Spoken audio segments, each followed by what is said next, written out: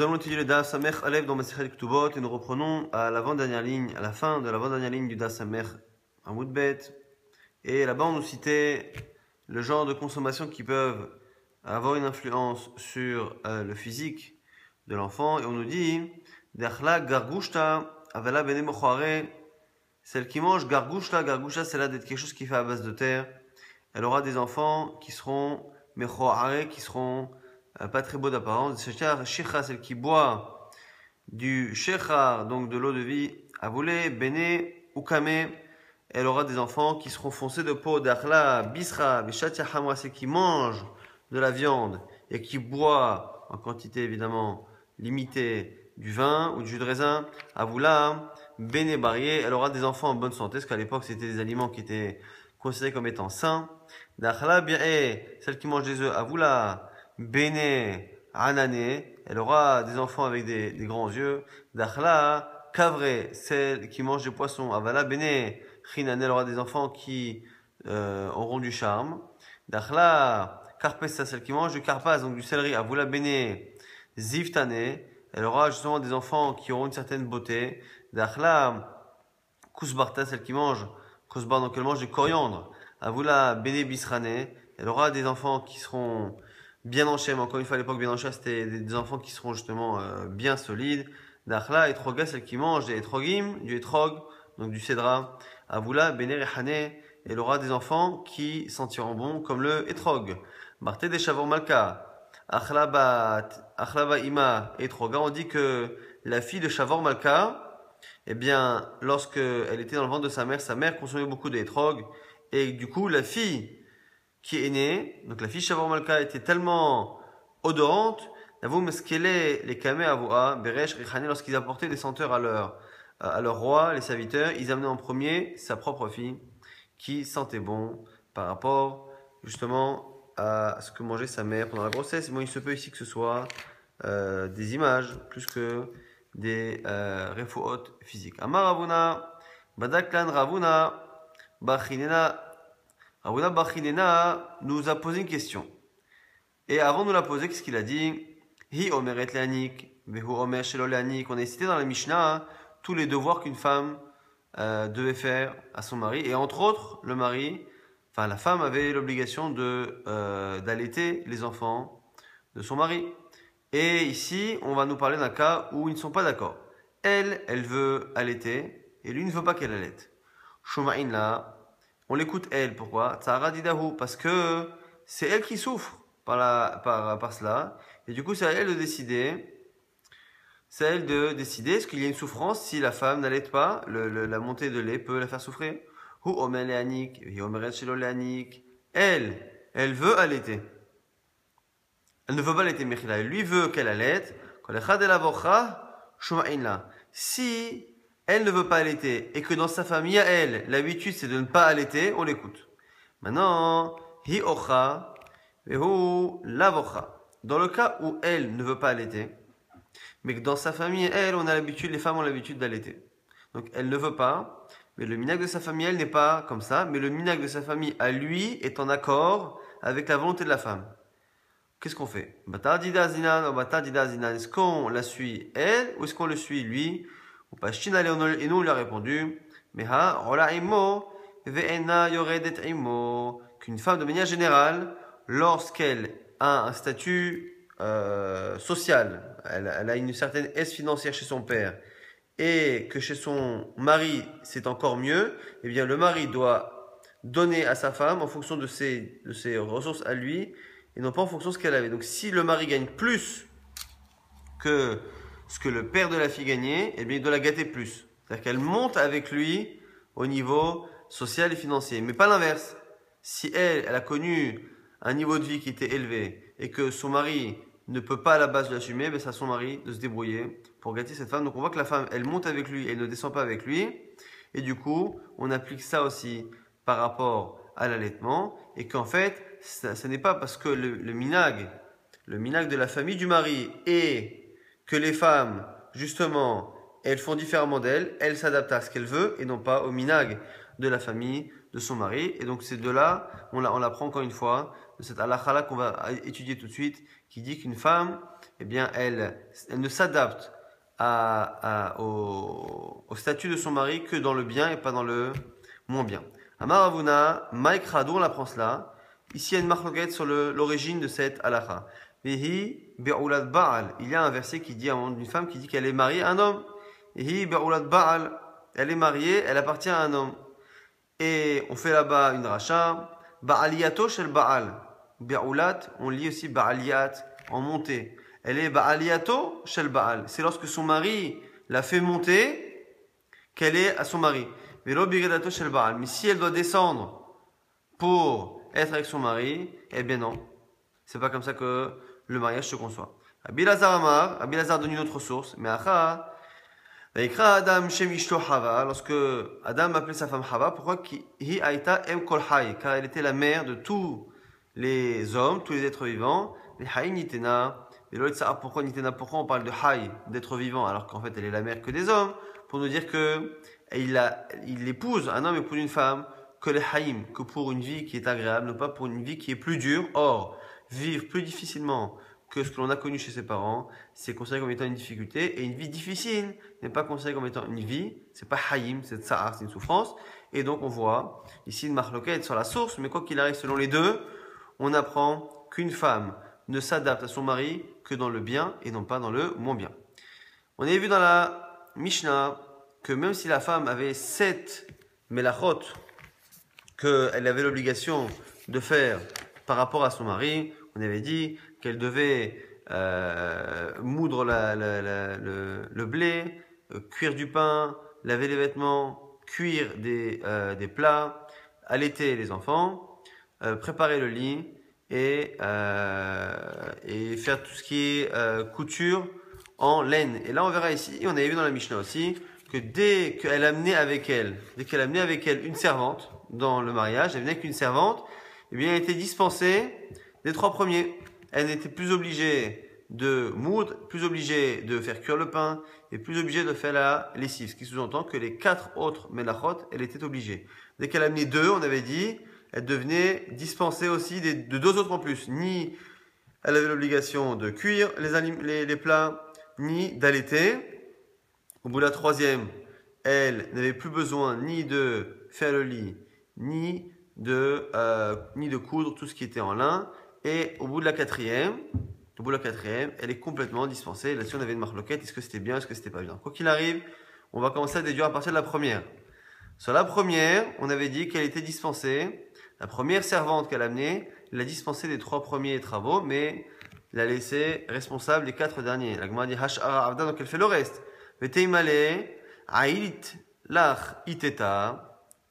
Baharikai, la Gemara dit, mais pourquoi la femme ne peut pas dire à son mari, écoute, je t'ai amené une servante, que cette servante te fasse tous les 7 choses dont un homme a besoin, et pourquoi moi je ne serais pas dispensé? La Gemara dit non, Mishum Damala, Aiti Khaledi Uldida, Kami Didach Mitarach Mantarach. La Gemara dit non, parce que une seule servante ne peut pas faire les 7 travaux dont on a parlé pour 3 personnes. Elle ne peut le faire que pour 2 personnes.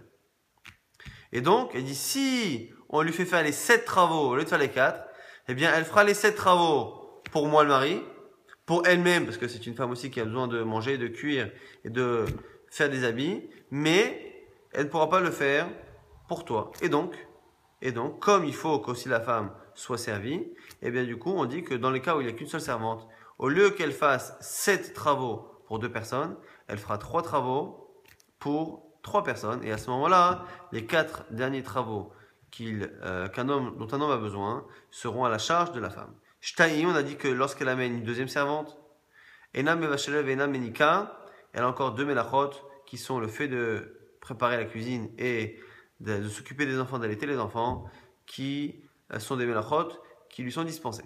Ash'ara Avda, machma que le reste elle fait encore les 2 dernières. Elle m'a dit, mais t'es malé. Aïtla achiteta chariti, tachaledi oldida, vehada ledidar. Oldida, la Gemara dit, mais attends, je comprends pas. Pourquoi elle ne peut pas, maintenant, complètement, se dispenser? En disant, voilà, je t'ai amené 2 servantes. Une première Une première qui va faire les 7 melachot pour toi et moi, et une autre qui va faire pour elle et l'autre servante. Alors, la Gemara dit quoi? Mishum de Amala, parce que là, il peut lui répondre. Kame oche ou pahe mantarach. Parce qu'il peut lui dire, oui, mais attends, il y a encore autre chose. On peut avoir des invités lorsqu'on commence à avoir comme ça une largesse. On a des invités et les invités qui vont s'en occuper. Donc, c'est la raison pour laquelle, au lieu de faire en sorte qu'une servante s'occupe du mari et de la femme, et une autre s'occupe des 7 melachot pour les deux servantes, pour elle-même et l'autre, eh bien, on préfère qu'elle se concentre sur 5 melachot sur 7, les deux, et qu'elle fasse, à ce moment-là, qu'elle s'occupe aussi de cela pour les invités. La Gemara dit Shalosh, Enamasat Amita. On a dit que lorsqu'on a mis une troisième servante, eh bien, même le fait de faire le lit et de s'occuper de tout ce qui est couture, par rapport à la laine en tout cas, eh bien, elle ne le faisait pas. Ash'ara Avda, de là on voit que le reste, elle doit le faire, les petites melachot de maison, elle doit les faire. Elle m'a dit, était malé.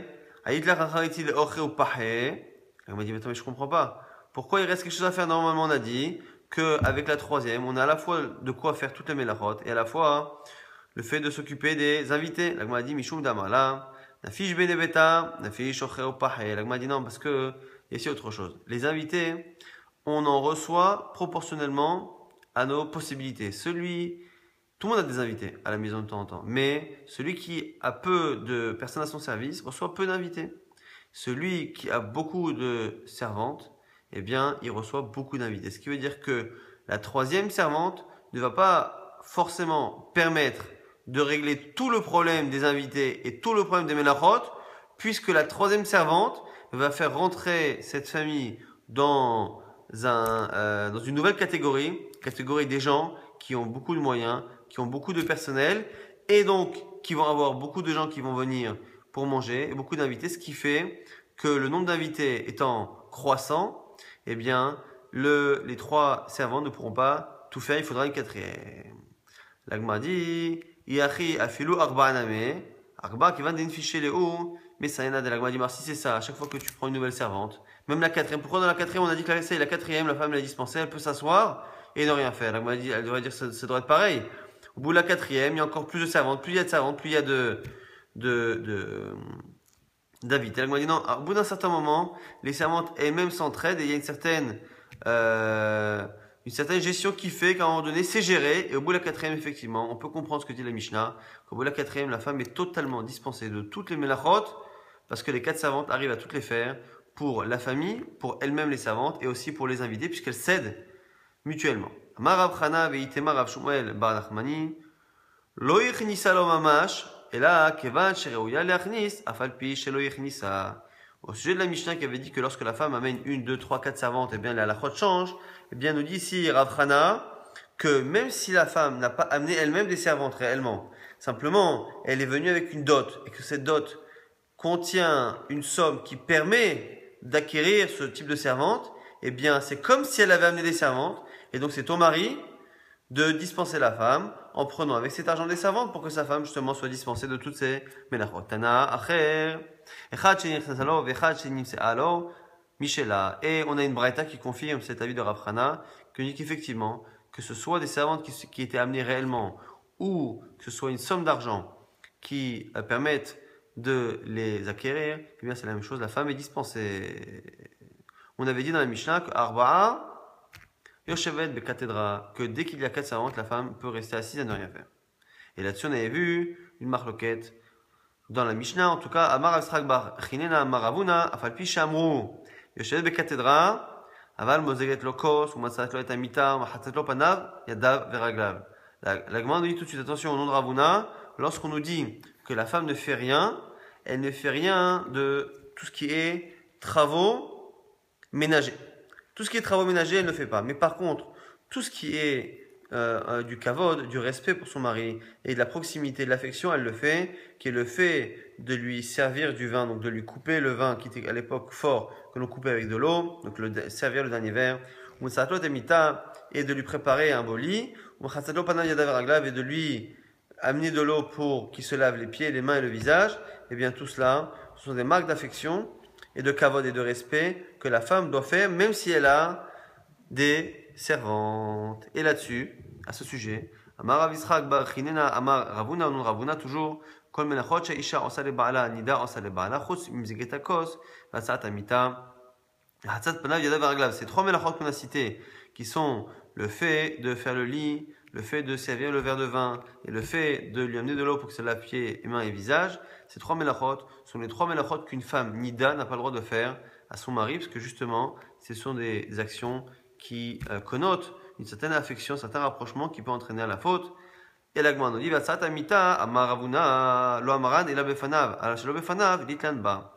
La Gemara précise que le fait de préparer le lit, un beau lit, en tout cas d'embellir un lit pour son mari, n'est interdit pour une femme nida que lorsque cela est fait devant lui, mais non pas lorsqu'il est absent. Lorsqu'il est absent, la femme peut faire son lit. C'est pas grave si le mari revient et voit que son lit a été fait par sa femme. Et au sujet du fait de lui verser le verre de vin, on verra ici qu'il y a des exceptions. Shmuel, la femme de Shmuel lui servait la main gauche. Le fait de faire de l'autre main, ça avait l'air d'être autorisé. Abaye, manchale apuma de Kuba, Rava, Abe Sadia, Rav Papa, Achar Shifa. On voit ici plusieurs femmes d'Amoraïm qui avaient l'habitude de servir le verre de vin à leur mari, simplement au lieu de laisser le verre à l'endroit habituel. Un le mettait à côté de la cruche, l'autre, elle le mettait à côté de son coussin. Quoi qu'il arrive ici, l'idée, c'est soit de changer de main, soit de changer l'endroit du verre. Le fait de servir d'une manière anormale permet justement de faire un rappel et de rappeler que la femme n'est pas autorisée à son mari, et à ce moment-là, ils ne viendront pas à fauter. Et toujours la même chachelette, la même transmission de Moraïm. Amar Rav Yitzchak bar Chanina, Amar Ravuna non Ravuna, Hakol mash'in bifna shamash, chos mi basar vayayin. Donc ici, le point commun qu'il y a entre les halachot, c'est le fait que ce soit le même Rav qui l'a enseigné, même si ici, par contre, au niveau du sujet, il n'y a aucun rapport. On a dit on sait par ailleurs que lorsque l'on a un shamash, quelqu'un qui vient nous servir pendant la saouda, on a l'obligation de lui donner à manger un peu la saouda. On ne peut pas le faire souffrir et manger et ne pas lui donner. Et ici, on verra la différence, quand est-ce on le doit lui donner avant, quand est-ce qu'on doit lui donner après. On nous dit qu'on peut tout donner. Tous les aliments que l'on va consommer et qui nous sont servis par le shamash peuvent être donnés au shamash après la saouda, sauf deux choses. Bassar veyayin, le vin et la viande qui ont une odeur agréable et qui peuvent donner envie au shamash. Il ne faut pas le faire souffrir en le laissant nous servir un plat alors qu'il n'a pas mangé et qu'il a envie fortement de cette viande et de ce vin. Et là-dessus, on précise Maraprisa, Bassar, Shamen, Veyin, Yashan. Attention, on parle ici d'une viande grasse, une viande qui donne envie, et d'un vin qui est un vin assez vieux et donc qui donne lui aussi envie. Marava, Bassar, Shamen, Kol Hashana Kula, Yayin, Yashan, Betkufat Tamuzi. Et même ça, attention, on nous dit Rava, que ok, la viande grasse, c'est tout le temps, mais même le vin vieux, ça n'est que Betkufat Tammuz, au mois de Tammuz, en fait, l'été de manière générale, où les gens ont soif. Donc c'est le cumul de la soif et de l'odeur du vin qui nous empêche de consommer ces aliments-là sans le donner au shamash. Mais selon Rava Kaniré, si on n'est pas en été, on pourrait lui donner après. Amar Rav Anan bar Tachlifa, Ava Kamina Kameh de Marshmuel, avec tous les tafshila des Hardé. Donc ici, on va nous rapporter des histoires de gens qui ont eu très très faim et qui ont failli se sentir mal et se mettre en danger pour justement nous donner une preuve que lorsqu'on a un shamash, quelqu'un qui vient nous servir et que le plat sent bon, il faut lui en donner. Un jour, on nous dit Rav Hanan qu'il était devant Marshmuel et que Marshmuel a reçu un plat de pitriote, un plat de hardé, donc un plat de champignons. Et il nous dit quoi à ce moment-là, Rav Hanan? Il a des et si il me l'avait pas donné à manger un peu, j'aurais été en danger. Amar Ravashi, la même histoire au nom de Ravashi. Ava Kamina, Kame, de Rav Kana, mais c'était devant Rav Kana, va y tous les garglide, des lifta bahala, de ilav, de aivle, istakni, Rav Papa Amar, afilu tamarta, de hanunita. L'Agmar nous rapporte une histoire au nom de Ravashi avec une histoire avec c'était ici du navet dans du vinaigre, et à la fin on nous dit même avec une grosse date. Quoi qu'il arrive, l'idée ici est de dire que n'importe quel aliment dont une personne a très très envie peut le mettre en danger s'il ne le consomme pas. Klala de milta, kol de itlarecha, veitle, kiyuha. Et l'agma nous donne la généralité. C'est tout aliment qui a une bonne odeur ou qui a un goût comme ça assez fort. Un goût qui est tellement fort que rien qu'à la vue de cet aliment-là, ce goût fort peut donner envie, ou sinon c'est l'odeur qui peut donner envie et mettre en danger la personne par cette envie très forte. Aboua bar ihi, ou minyamin bar ihi. Ici on avait deux rabbanim, Avoua et Minyamin. Chad, ça fait mikol mina ou mina, Chad, ça fait mechad mina. Un, il faisait goûter à son shamash, à celui qui lui a donné à manger. Il lui servait de tous les plats au moment où il recevait. Vechad, ça fait mechad mina. Et il y en a un qui ne lui faisait goûter que un des plats qu'il lui avait apporté. Ma mishta'elia vade ou ma lo mishta'elia vade. Il y en a un qui avait l'habitude de recevoir des visites lorsqu'il étudiait de Eliyahu Navi, et l'autre non, parce que justement il était plus Rahman, il est plus de Chesed que l'autre. Une histoire similaire encore, une autre artène Hasidé, encore ici une histoire de deux Hasidim, Vamrela, il y en a qui disent que c'est Rav Mari, et Rav Pinchas, Béné, Rav Friza, que c'était les fils de Rav Friza, Markadim, ça fait Umar. Mechar, ça fait un, il donnait à manger avant le repas, même si c'était pas obligatoire dans ces cas-là. Un, il donnait après, comme c'était la lacha stricte. Les Kadim, ça fait Eliyahu Mishta'e Bahade, Machaer, ça fait le Mishta'e Eliyahu Bahade. Celui qui donnait avant, eh bien, Eliyahu Hanavi venait le rendre visite, et celui qui ne le faisait pas, il n'avait pas la visite d'Eliyahu Hanavi. Amema Umar Zutra Veravashi, Avukadve Apitra, des Be Isgour Malka. Une fois, il y avait trois Chachamim, Marzutra, Ravashi et Amemar, qui étaient installés à la porte du roi Isgour. Halif et Azin, Atour Negad et Malka. Et il y a celui qui s'occupait du roi, qui est passé avec un plat. Chazir Ravashi, les Marzutra, des Havar Apé. Il a vu Ravashi que Marzutra était en train de blanchir et qu'en fait, le désir qu'il avait pour ce plat était en train de le rendre malade. Alors qu'après, vous allez voir dans la suite que c'était pas un plat très cachère. Shakal be'etzba'te. Ravashi, qui a vu que son ami se sentait mal, il a pris avec son doigt un peu du plat, anahle be'poumé, et il l'a mis à la bouche de Marzutra pour justement qu'il reprenne ses forces. Amarle, à ce moment-là, lui a dit, le serviteur du roi, il lui a dit, Afsat mais dis-moi, tu as gâché le repas du roi, car on sait que le roi ne consomme pas un plat qui a été goûté à la main en plus par quelqu'un d'autre. Amroulé, à ce moment-là, donc, du coup, il l'a emmené chez les policiers. Les policiers l'ont dit, Amaït Avid Achi, pourquoi tu as fait comme ça? Amarléou, Manda Avid Achi Passi le Macha, le Maka. Ils lui ont dit, tu as gâché le plat du roi.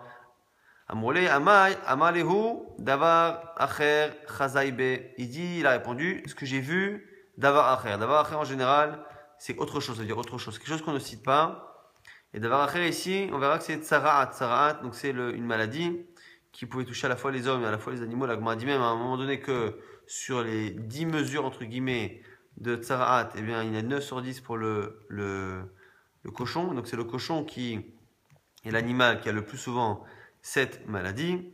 En tout cas, ils ont dit Batkou, Velosh Kachou. Ils ont été vérifiés si le troupeau dans lequel on avait pris ce cochon pour le plat avait bien la tsarat. On a dit que non. Chakal esba'ate, anach ale, ve'amaleo, acha mi badiktu. Il a pris un morceau du plat. Il a dit mais si vous avez vérifié cette partie-là de la viande et de l'animal, regardez. Batkou, Ashkechou, ils ont regardé, ils ont vu effectivement qu'il y avait des traces de cette maladie-là dans le plat. Et c'est comme ça que Rav Ashi a réussi à sauver sa vie et à dire qu'en fait, il n'avait pas pris pour goûter, ce qui dirait que le serviteur du roi n'avait pas vu qu'il avait donné à manger à son ami, et juste vu qu'il avait pris un peu du plat. Alors du coup, il a dit qu'il avait fait ça pour justement éviter une mort au roi. Alors Khamil lui dit à Ravashi, mais comment tu as pu prendre un risque pareil, dire que l'animal était malade alors que tu n'avais aucune preuve, et donc du coup tu as été sommaire, tu t'es reposé sur un miracle, et tu as pris un danger pour ta vie, alors que tu ne savais pas si le miracle arrivait. À Marléo, il a dit, alors ici, il y a deux avis dans Rashi, mais on va lire la deuxième, qui dit qu'il a vu, dans le plat, il a vu une certaine fumée, il a vu une odeur qui montrait que l'animal était malade, et c'est comme ça qu'il a pu se permettre de prendre ce risque-là pour sauver la vie de Marzutra, qui était en danger, par le fait justement qu'il ait eu très très envie de ce plat.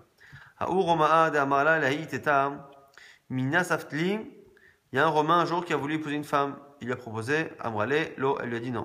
Azil a été rimane, Palae ve'achal kama, et il a pris des grenades qu'il a coupées, qu'il a manger. Kol maya de sa'arela balarte, velo avla ad des agla. Et on dit que quelqu'un, il salive lorsqu'il a une très forte envie. Et cette femme-là, justement, elle salivait et elle avalait sa salive. Et on dit que le fait d'avaler justement cette salive-là, qui était due à cette envie très forte qu'elle avait, eh bien, ça l'a rendue malade. Et la Sof, Amarla, il m'a signalé Misaftali. Il lui a dit, si je te guéris, est-ce que tu acceptes de m'épouser? Amrale, elle lui dit, oui. Azil, Aiterim Mané, il a apporté d'autres grenades. Palé Vachalkama, il a continué à les couper et les manger devant elle. Amarla, il lui a dit, Kol Maya de Tsarela, Tov Shedai, toute la salive qui va venir dans ta bouche à cause de cette envie, tu la craches, tu la jettes. Un des nafkamine qui otsa yeroka, veitasiat, jusqu'à ce qu'elle sorte quelque chose de coloré, presque comme ça de vert. Et à ce moment-là, on a vu qu'elle était guérie.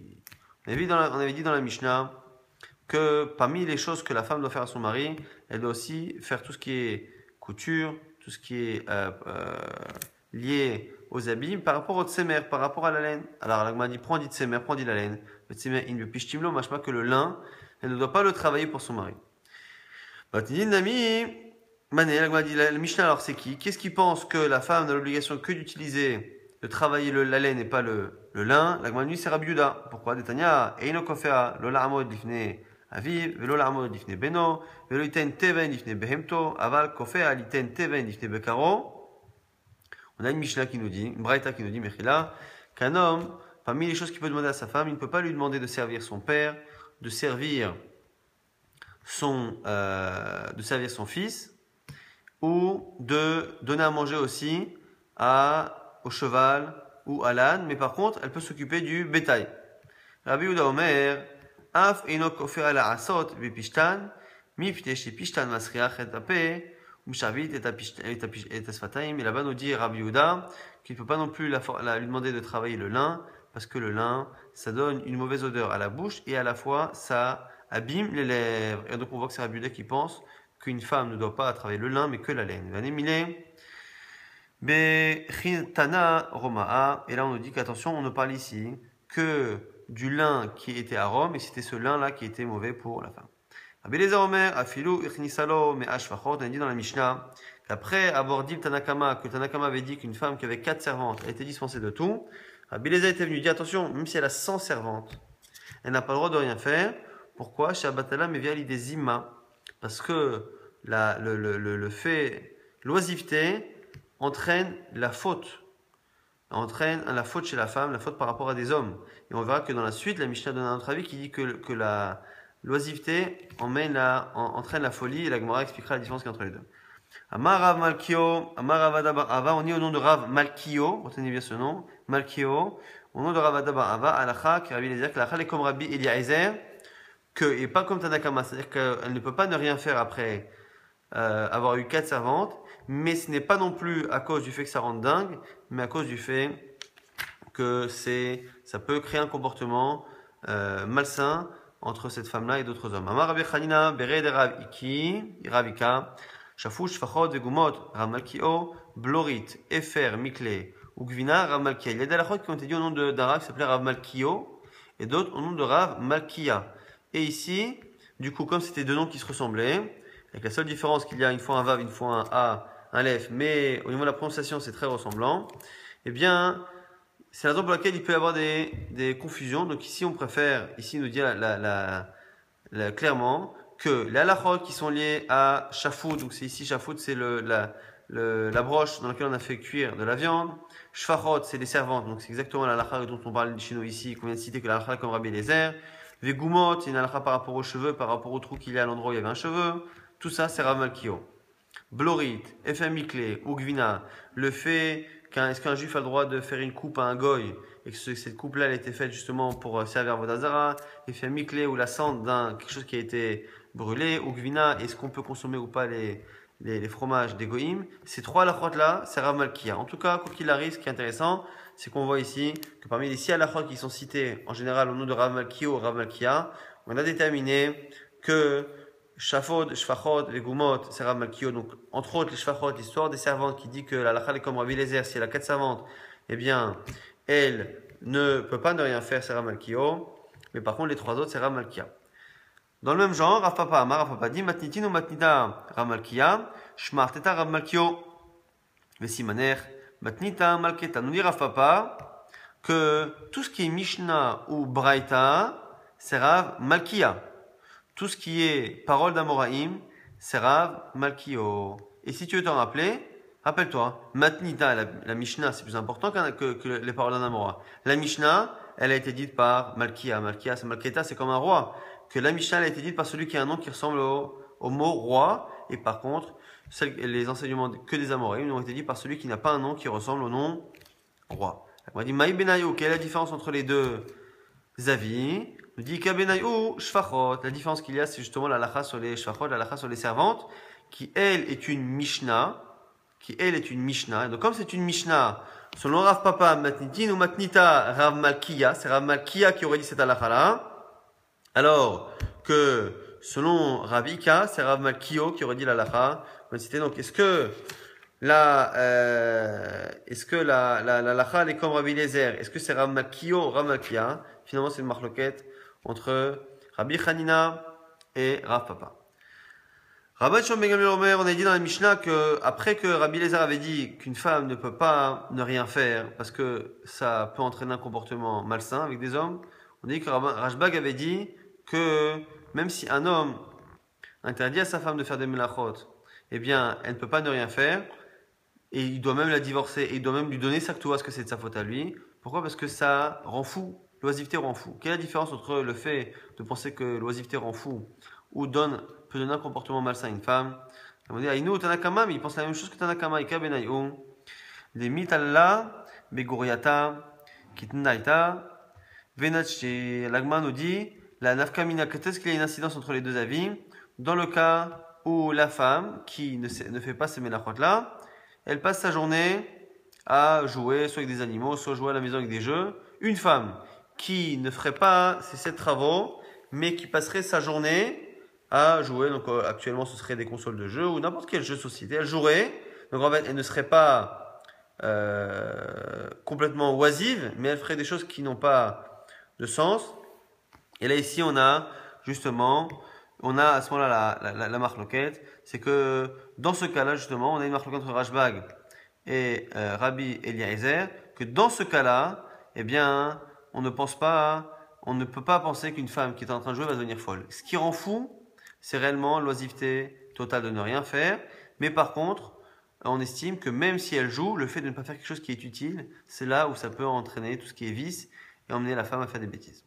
Nouvelle Mishnah, on dit que Abadir et Tishto, Mitashmi Shamita, un homme qui fait un éder et qui s'interdit la relation avec sa femme.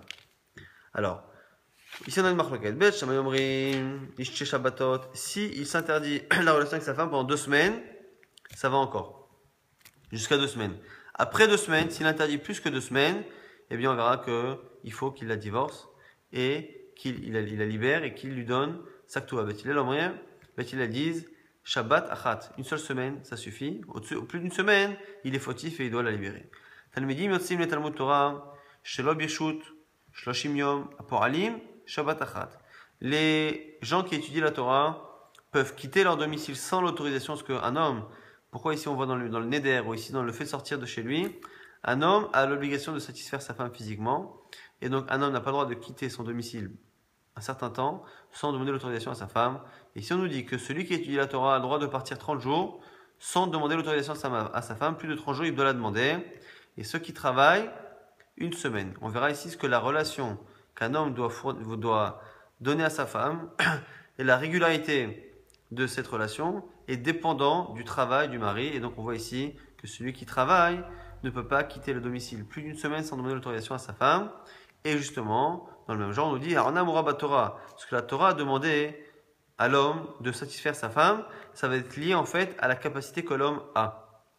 Hatayalim, ceux qui ne font rien, qui ne font pas de travaux, à ce moment-là, Becholium, chaque jour, si la femme veut, chaque jour, le mari doit être capable de satisfaire sa femme. Pour aller ceux qui travaillent, Shtaim Shabbat 2 fois par semaine. Hamarim, ceux qui son transporteur, mais sur des chameaux, ou sur des ânes, ou sur des chevaux, eh bien, Achad Bashabat, c'est une fois par semaine. Hagamalim, ceux qui le font ceux qui voyagent sur des chameaux, eh bien, c'est une fois par mois, Achad Shashim Yom.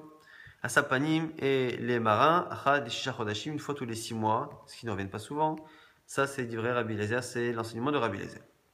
Agma, maintenant, on va essayer de comprendre quelle est la marloga entre Beth Hillel et Beth Shammai. Pourquoi, lorsque un homme fait un éder, pourquoi, selon Beth Shammai, jusqu'à 2 semaines, eh bien, on considère que le éder marche, il n'est pas obligé de la divorcer. Dans le cas où et selon Beth Hillel, à partir déjà d'une semaine, eh bien, il est en tort et il doit la libérer. Maïtama de Beth Shammai, pourquoi Beth Shammai disent 2 semaines? Gamrem Yoledet Nekeva. La grande dit, ils apprennent de la Torah qui a dit qu'une femme qui enfante une fille, eh bien, elle est impure pendant 2 semaines, elle est interdite à son mari pendant 2 semaines. Si la Torah interdit pendant 2 semaines, ça veut dire que c'est faisable. On peut demander à une femme de ne pas avoir son mari pendant 2 semaines, et donc, un homme qui fait un éder aussi, eh bien, ça marche. Ou Beth Hillel, Gamrem Yoledet Zachar et Beth Hillel, pour l'instant, on pense qu'ils apprennent ça de la femme qui donne naissance à un garçon qui, elle, n'est interdite qu'une semaine. La Gemara dit, ou Beth Hillel, la minigmeru miyoledet nekevam, la Gemara dit, je comprends pas. Si on apprend tout de la femme qui a accouché, puisque il y a des cas, une fois sur 2 où c'est une fille, où elle est interdite pendant 2 semaines, comment Beth Hillel peut ne pas apprendre de celle qui a enfanté une fille? Il est obligatoire, il doit obligatoirement dire si la Torah a une fois sur 2 interdit pour une semaine, une fois sur 2 pour 2 semaines, donc du coup c'est possible.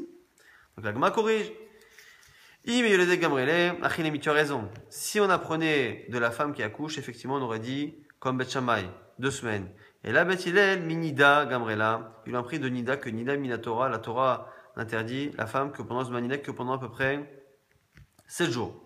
Pourquoi on apprend de nida, pourquoi l'autre apprend de la yoledet de celle qui enfante?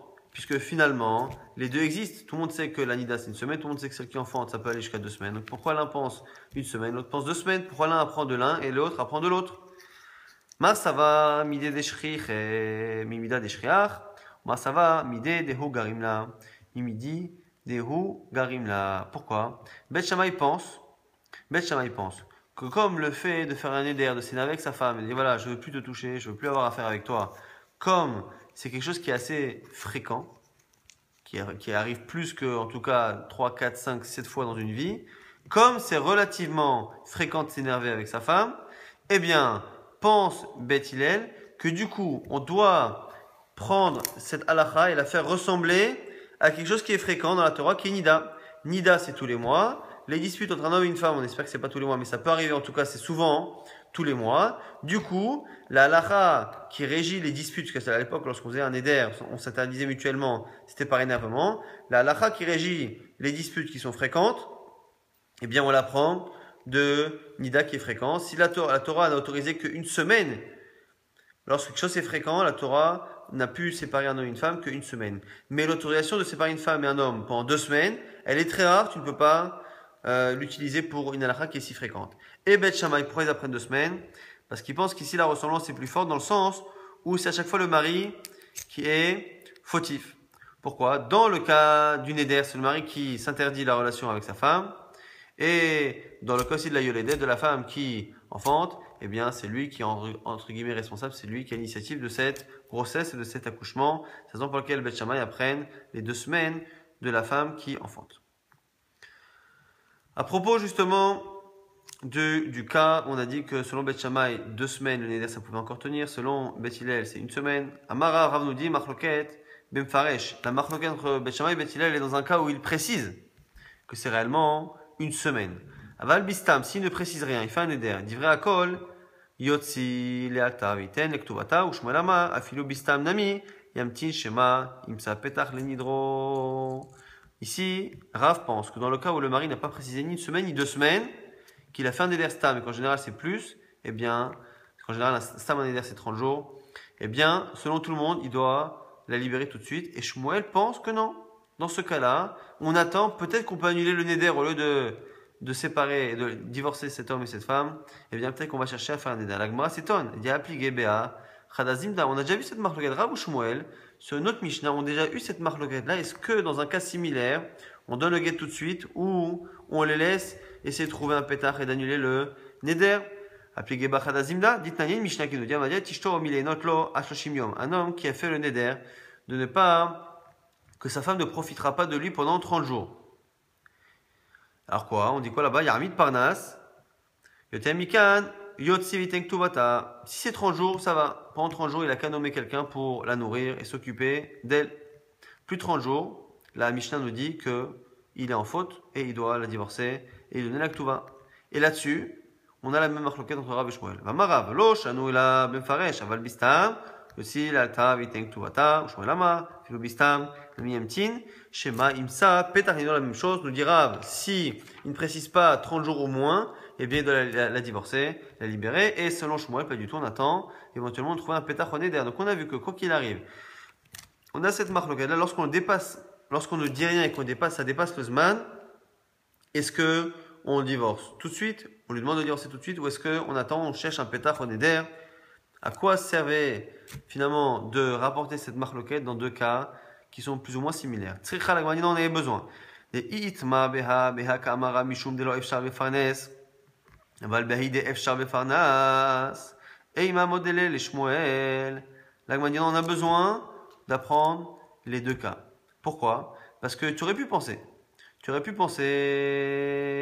que Rav n'a dit qu'il devait divorcer. Tu aurais pu penser qu'on a dit ça que dans le cas où il a fait un éder sur les relations. Pourquoi? Parce que l'obligation qu'un homme a de satisfaire sa femme, il ne peut pas nommer quelqu'un évidemment à sa place. Et donc, on aurait pu penser que c'est que dans ce cas-là que Rav demande à ce que l'on fasse donner un guet tout de suite.